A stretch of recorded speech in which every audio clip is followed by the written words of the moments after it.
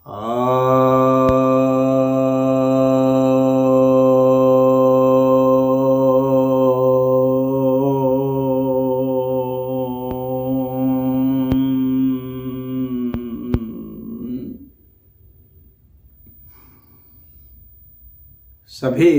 भक्तजनों को सप्रेम नमन। तो आज आपकी जिज्ञासा का समाधान लेकर आया हूँ। एक जिज्ञासा आई है कि नकारात्मक विचारों को कैसे खत्म करें।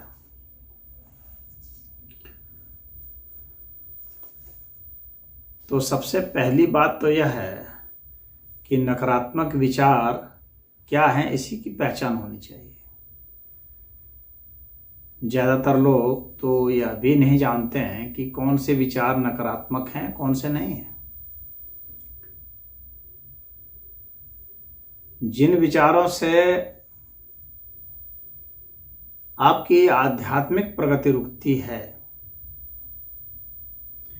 भौतिक प्रगति रुकती है, स्वास्थ्य संबंधित प्रगति रुकती है, मानसिक भावनात्मक प्रगति रुकती है, तो ऐसी बातों को, ऐसे विचारों को आप नकारात्मक विचार कह सकते हैं मोटे तौर पर। लेकिन अगर आप बहुत बारीकी से इसका निरीक्षण करेंगे तो पाएंगे कि वास्तव में नकारात्मक विचार वे विचार हैं जो अध्यात्म के रास्ते में बाधक है।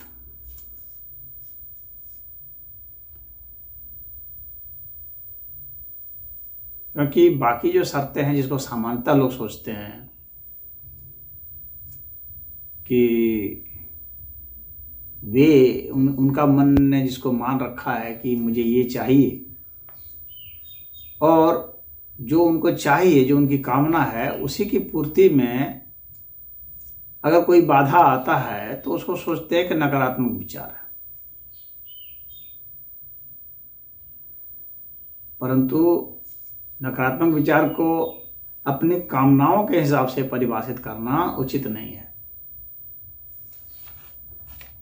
क्योंकि कामनाएं तो सभी लोग बनाते हैं। एक असुर भी कामना बनाता है, एक बदमाश माफिया डॉन भी कामना बनाता है। और उसके लिए तो नकारात्मक विचार वही होगा कि भाई उनके रास्ते में जो कांटा है वो नकारात्मक है, उसको हटा दो। तो नकारात्मक विचार को पहचानना जरूरी है। वह आध्यात्मिक प्रगति में बाधक को ही नकारात्मक विचार माना जाए तो ही उचित है। यानी अगर आप अन्याय के रास्ते पर चल रहे हैं तो उसको आप नकारात्मक मानिए।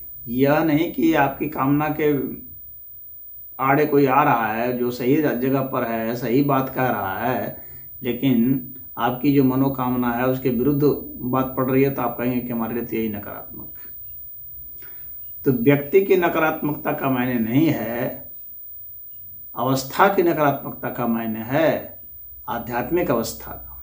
शास्त्र ने जिसको नकारात्मक माना है, आप मन माने अपने को यह नहीं कह सकते कि यह नकारात्मक है या सकारात्मक है।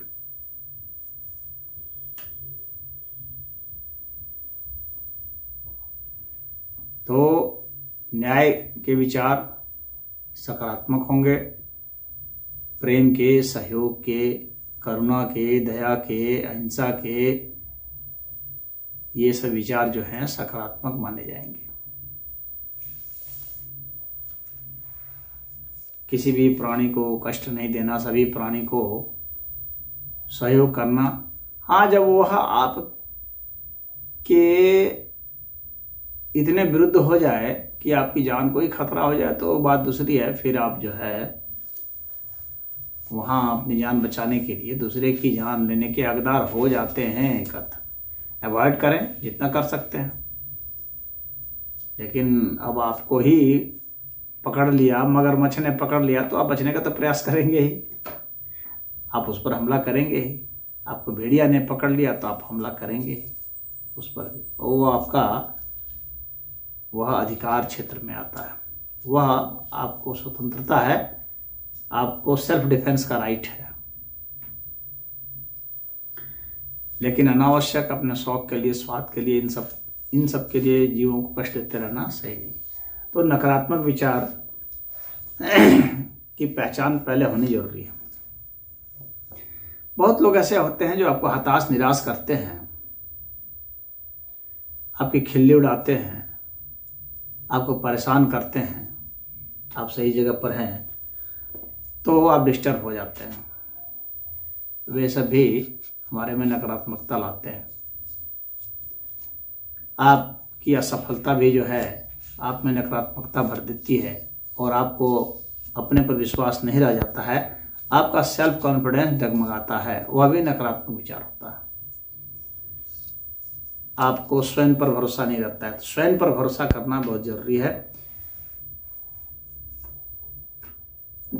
और आपसी तनाव, घर में कलेश, टकराहट, ऑफिस में कलेश, टकराहट, रास्ते में किसी से उलझ जाना, तो ये सब जो है चिड़चिड़ापन, हाई ब्लड प्रेशर हो गया, आदमी उलझ रहा है कहीं कहीं, तो कई नकारात्मक विचारों से मनुष्य भर जाता है। अब प्रश्न उठता है कि अब किसी ने आपके ऊपर आक्षेप लगा दिया, आप में वो बात है ही नहीं, वो आपका करीबी भी है, झूठा आरोप भी लगा देते हैं लोग और आदमी उससे डिस्टर्ब हो जाता है। तो किस तरह से आप इससे निपट सकते हैं, आपके मन में ये बात आ रही होगी। तो सबसे, और इसमें क्या होता है कि कितने लोगों को इतना डिस्टर्बेंस हो जाता है कि उनको सपने में भी आने लगता है और वो गूंजने लगती है बात दिमाग में, उनका मन नहीं लगता है, वहीं पर रह रह करके बात जाती है, क्यों मुझे बोल दिया ऐसा, क्यों ऐसा कह दिया, इस तरह से। तो कैसे इसे दूर करें? तो दूर करने के कई तरीके हैं, इनमें से कोई भी तरीका या सभी तरीके को आजमा सकते हैं जो भी लागू होता हो। तो पहली बात है कि अगर विचार स्थान बदलने से बदल जाते हैं तो स्थान बदल, भौतिक दूरी भी बहुत मायने रखती है। जहाँ जगह क्लेश का वातावरण है वहां से आप बदल जाए, हट जाए वहां से। घर में मान लीजिए क्लेश है तो वहां से हट जाए कुछ समय के लिए, 1 दिन 2 दिन, 1 महीना 2 महीने के हट गए,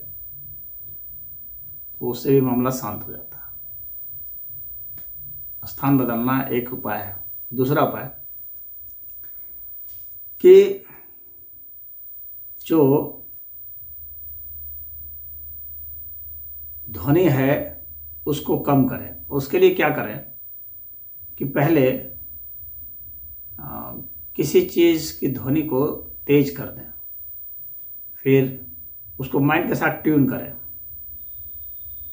और सुनने का प्रयास करें। उससे धीरे धीरे धीरे उसको कम करते जाए और धीरे धीरे धीरे जीरो कर दें। वह भी एक धारणा की प्रक्रिया होती है और उससे भी फायदा होता है।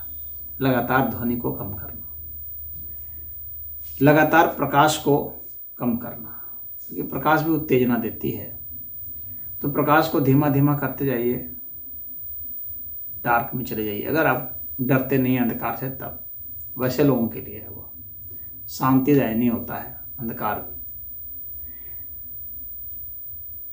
अपने तापमान को कम कीजिए, शरीर के मस्तिष्क के तापमान को घटाइए। यानी अगर आपके यहाँ एसी वगैरह है तो उसमें रहिए, ठंडा कीजिए, नहाइए, स्नान करने से भी बहुत ताजगी आती है। ठंडा पानी पीजिए, किसी मीठी चीज का सेवन कीजिए, उससे जो है आपकी नकारात्मकता घट जाएगी। और परहेज कीजिए गर्म चीज, ज्वलन वाली चीज खाने से। मधुर संगीत सुनिए, ऊर्जावान ओजस्वी प्रवचन सुनिए, तो बहुत अच्छा होगा।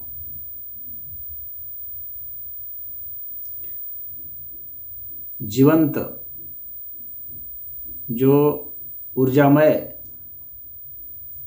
संगीत है उसको सुनिए तो अच्छा होगा। जो जीवित प्राणी हैं, वनस्पति हैं, उनका स्पर्श भी आपको बहुत रिलैक्स करेगा। जैसे अगर गाय है तो गाय को सहलाइए, बछड़ा को सहलाइए,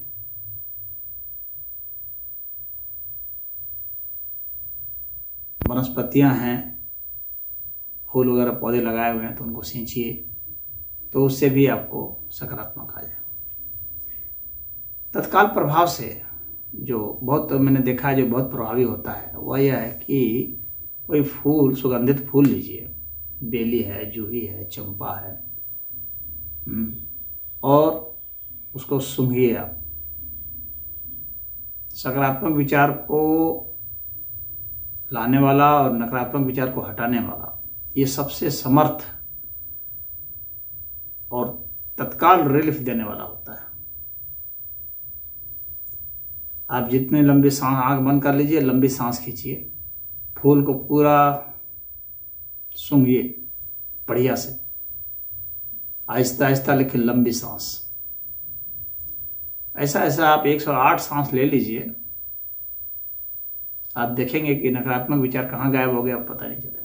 आप नई ऊर्जा से भर जाएंगे। खुले स्थान पर जहाँ हवा अच्छी आती हो, ठंडी हवा हो तो और भी अच्छा है। तो स्थान खुला हो तो ठीक है, कंजस्टेड जगह पर मत रहिए। कंजस्टेड जगह पर रहेंगे तो नकारात्मक विचार और ज़्यादा घूम घूम करके आपके यहाँ आएंगे।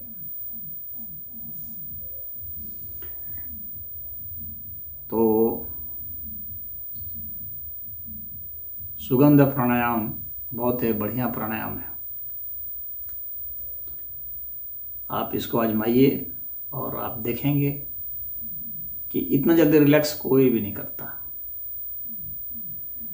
फिर ध्यान, जितने ध्यान मैंने बताए हैं आप उनमें से कोई भी एक ध्यान को चुन लीजिए और ध्यान साधना कीजिए। बहुत ही कारगर है ध्यान साधना। और फिर अगर आप मान लीजिए कि विपरीत परिस्थितियां हैं, तो ऐसी परिस्थितियां हैं जो उसको कि आप को लगता है कुछ विशेष है और इसको निपटने के लिए, क्योंकि कोई अगर कोई समस्या है तो मस्तिष्क को उस समस्या का यथार्थ हल चाहिए होता है। जब तक यथार्थ हल नहीं आ जाए तब तक मस्तिष्क बेचैन होता है। तो इसके लिए उसका वास्तविक निदान ढूंढिए, उसके कार्य कारण का पता लगाइए, उसके प्रभावों का पता लगाइए और उससे बचने के उपायों का पता लगाइए। क्योंकि दिमाग तभी जाकर के चैन पाता है जब उसका वास्तविक निदान दिमाग ढूंढ लेता है।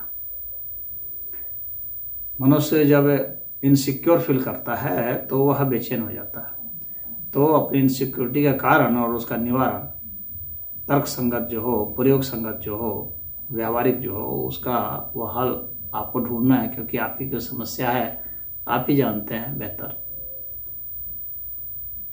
उससे मैच करता हुआ कोई अगर ऐतिहासिक पात्र आपको मिल जाता है, इतिहास का बहुत उपयोग है इस अर्थ में कि अमुक आदमी कैसे निपटा था इस परिस्थिति से। क्योंकि बहुत सारी परिस्थितियां जो हमारी होती हैं वो पहले भी किसी न किसी के साथ हो रही होती है, हो चुकी होती हैं। तो उसने कैसे सफलतापूर्वक उसे निपटा था वह हम सीख सकते हैं उससे, और उसके जरिए हम अपने नकारात्मक विचारों को आसानी से निकाल सकते हैं। फिर अपने जो श्रेष्ठ गुरुजन हैं, पिता समान जो लोग हैं, जो समर्थ लोग हैं, जो बुद्धिमान लोग हैं, विशेषकर उस क्षेत्र में जिस क्षेत्र में आपकी नकारात्मकता है, तो उस क्षेत्र के जो लोग एक्सपर्ट लोग हैं उनसे सलाह लेने में कोई हर्ज नहीं है। आप उनसे सलाह लीजिए, वो अच्छा मार्ग निर्देशन करेंगे तो उससे भी आपका हल निकल जाएगा, नकारात्मक विचार आपके हट जाएंगे। तो मुझे उम्मीद है कि आपको जो आपकी जिज्ञासा है या आपके जैसे लोगों की जो जिज्ञासा है उसका यह समाधान मिल गया होगा। हरि ओम।